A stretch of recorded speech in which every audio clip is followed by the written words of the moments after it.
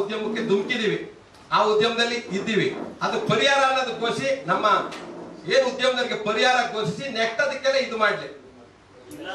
ರೈತ ಸಾಲ ತಗೊಂಡವನೇ ಸಾಯ್ತಾನೆ ಅಂತ ಹೇಳ್ತಾರೆ. ನಾವು ಕಾರ್ಮಿಕರು ನಾಳೆ ನಾವು ರೈತರನ್ನೇ ಪರಿಹಾರ ಯಾರಾಗ್ತಾರೆ? ಇನ್ನೂರಾ ಆಯ್ತು. ಕಾರ್ಮಿಕರಿಗೆ ಯಾರು ಹೊಣೆ? ತಾವು ಕೊಡ್ತೀರಾ ನೀವು? ತಾವ್ ಹೇಳಿದ್ರ ಬೇರೆಯವ್ರ ಬಗ್ಗೆ ನೀವ್ ಹೇಳ್ಬಿಡಿ, ನಿಮ್ ಕಷ್ಟ ಸುಖ ಹೇಳಿ ಅಂತ. ಪ್ರತಿಯೊಂದು ಬೆಂಗಳೂರು ಅಂಗಡಿ ಮೇಲೆ ಇರುವಂತದ್ದು ನಮ್ದೇ ಬೋರ್ಡು, ಅದು ನಮ್ಗೆ ಸಂಬಂಧಪಟ್ಟಿರುವಂತದ್ದು. ತಕ್ಷಿ ಬೆಳಿಗ್ಗೆಯಿಂದ ನಾವು ಅದಕ್ಕೆ ಭಾಗಿಯಾಗ್ತೀವಿ, ನಾವು ನಿಂತ್ಕೊಂತೀವಿ ನಿಮ್ ಮುಂದೆ. ಒಂದು ಪ್ರತಿಯೊಂದು ಅಂಗಡಿ ಮುಂದೆ ಮಲ್ಟಿ ಕಲರ್ ಬೋರ್ಡ್ ಇರೋದಲ್ಲ, ಅದು ನಮ್ಮ ಫ್ಲಕ್ಸ್ ಉದ್ಯಮದ್ದು. ಅತ್ತಾಗಿರಿ, ಬೇರೆ ವಿಚಾರ ನಾನು ಮಾತಾಡಲ್ಲ. ಅದನ್ನ ಯಾಕೆ ನೀವು ಇಟ್ಬಿಟ್ಟಿದ್ದೀರಿ? ಅಲ್ಲ, ನಾವು ಬಿಬಿಎಂಪಿ ಅಧಿಕಾರಿಗಳು ಪ್ರಶ್ನೆ ಮಾಡ್ತಾ ಇರೋದು ಈಗಿದೆ. ಹಾಗಾಗಿ ದಯಮಾಡಿ ತಮ್ಮ ಉದ್ಯಮ, ನಮ್ಮ ಮಾಧ್ಯಮ ಮಿತ್ರರಲ್ಲಿ ನಾವು ನಮ್ಮ ಕಷ್ಟ ಸುಖ ಹೇಳಿದ್ರು, ನಾವು ಬೇರೆ ಒಂದು ಯಾವುದೇ ಒಂದು ಪದಾರ್ಥನ ಮ್ಯಾನುಫ್ಯಾಕ್ಚರ್ ಗಾಲಿ ಮತ್ತೊಂದಲ್ಲೇ ಪ್ರತಿರೋಧ ವ್ಯಕ್ತಪಡಿಸ್ತಿಲ್ಲ. ನಮ್ಮಲ್ಲಿ ಇಷ್ಟೆಲ್ಲ ನ್ಯೂನ್ಯತೆ ಇತ್ತು, ನಮ್ಗೆಲ್ಲ ಹಿಂಗಿದ್ರು, ನೀವು ತಿಳುವಳಿಕೆ ಕೊಡಿಸಬಹುದಾಯ್ತು. ಬಿಬಿಎಂಪಿ ಅಧಿಕಾರಿಗಳಿಂದ ತಿಳುವಳಿಕೆ ಕೊಡಿಸಿ, ನೋಡಪ್ಪ ಇದು ಈ ತರ ಇದೆ. ಅಧಿಕಾರಿಗಳು ಮೇಡಮ್ ಒಂದ್ ನಿಮಿಷ ಮೊನ್ನೆ ಹೇಳ್ತಾ ಇದಾರೆ, ಅಧಿಕಾರಿಗಳಿಗೆ ಎಲ್ಲಾರು ಪರ್ಮಿಷನ್ಗೆ ಅಂತ ಹೋದ್ರೆ ಕೊಡಲ್ಲಪ್ಪ, ಕೊಟ್ಟಿಲ್ಲಪ್ಪ ಅಂತಾರೆ. ಕಂಡ್ರೆ ಮಾಡೋದೇ ಅವರು. ಒಂದು 10 ಜನಕ್ಕೆ ನಾನು ನಿಮ್ಮ ಹತ್ರ ಸಬ್ಮಿಟ್ ಬೇಕಾದ್ರೆ ಮಾಡ್ತೀನಿ, ಅನುಮತಿ ಪತ್ರನ 10 ಜನಕ್ಕೆ ಸಿಕ್ಕಿದೆ, ಇನ್ ಮಿಕ್ನಾದ್ರು ಸಿಕ್ಕಿಲ್ಲ. ಅದೇನು ಒಂದ್ ಕಡೆ ಸಿಗೋಂಥದ್ದು, ಒಂದ್ ಕಡೆ ಇಲ್ಲ ಅಂತದ್ದು. ನಾವು ನಮ್ಮ ಉದ್ಯೋಗಿಗಳಿಗೆ ಹೇಳ್ತೀನಿ, ಕಾನೂನು ಬಿಟ್ಬಿಟ್ಟು ಏನು ಮಾಡಬೇಡಿ, ಪರ್ಮಿಷನ್ ತಳಿ. ಏನ್ ಬಿಬಿಎಂಪಿ ಅಧಿಕಾರಿಗಳು ನಿಗದಿ ಮಾಡಿದ್ದಾರೆ ಸರ್ಕಾರ ಕಟ್ಟುವಂತ ಶುಲ್ಕನ ಅದನ್ನ ಕಟ್ಟಿ ಆ ನಿಟ್ಟಿನಲ್ಲಿ ಹೋಗಿ, ಆ ದಾರಿಲಿ ಹೋಗಿ ಅಂತ ನಾವು ಹೇಳ್ತಾ ಇದೀವಿ. ಈ ಬಿಬಿಎಂಪಿ ಅಧಿಕಾರಿ ನಮ್ಗೆ ಯಾವ್ದೋ ಕ್ರಮಬದ್ಧವಾಗಿ ಏನು ತೋರಿಸ್ತಾನೆ ಇಲ್ಲ.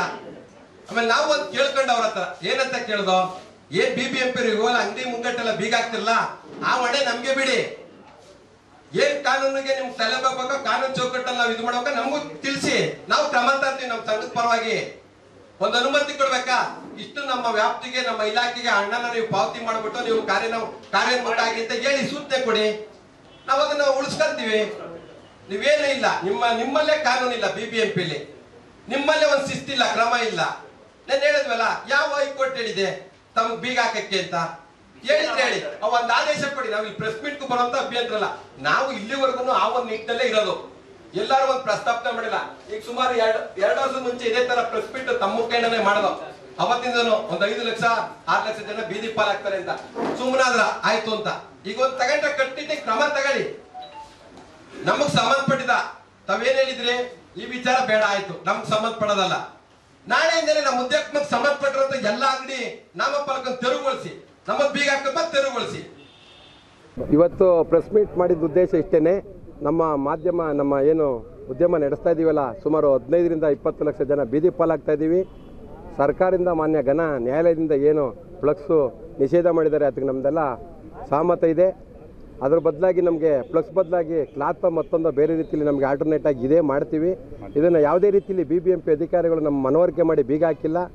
ಏಕಾಏಕಿ ಬೀಗ ಹಾಕ್ಬಿಟ್ಟು ಈಗ ಆಲ್ರೆಡಿ 40ರಿಂದ 50 ಮುದ್ರಣಗಳ ಸಂಸ್ಥೆಗೆ ಬೀಗ ಹಾಕಿದ್ದಾರೆ.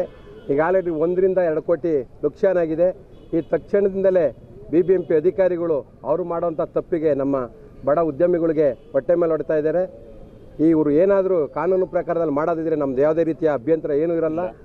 ನಾಳಿನ ದಿವಸ, ನಾಳೆ ಬೆಳಗ್ಗೆಯಿಂದನೇ ಏನು ಬೀಗ ಹಾಕಿದ್ದಾರೆ ಅದೆಲ್ಲ ತೆರವುಗೊಳಿಸಿ ಮುಂದಿನ ಯಾವುದು ಕಾನೂನು ಚೌಕಟ್ಟಲ್ಲಿ ಬರ್ತದೋ ಅದಕ್ಕೆ ನಮ್ಮ ಉದ್ಯಮದಿಂದ ನಾವು ಕೆಲಸ ಮಾಡ್ಕೊಂಡು ಹೋಗೋಕ್ಕೆ ಅವಕಾಶ ಮಾಡಿಕೊಡ್ಬೇಕು ಅಂತ ತಮ್ಮ ಮುಖೇಣ ಅವ್ರಿಗೆ ಮನವರಿಕೆ ಮಾಡೋಕ್ಕೆ ಇಷ್ಟಪಡ್ತೀನಿ. ಮೊದಲು ಬೀಗ ಅಂತ ಮಾತು ಬಂದಾಗ ನಮ್ಮಲ್ಲೂ ಇವಾಗ ಟೆಕ್ನಾಲಜಿ ಬಂದಿದೆ.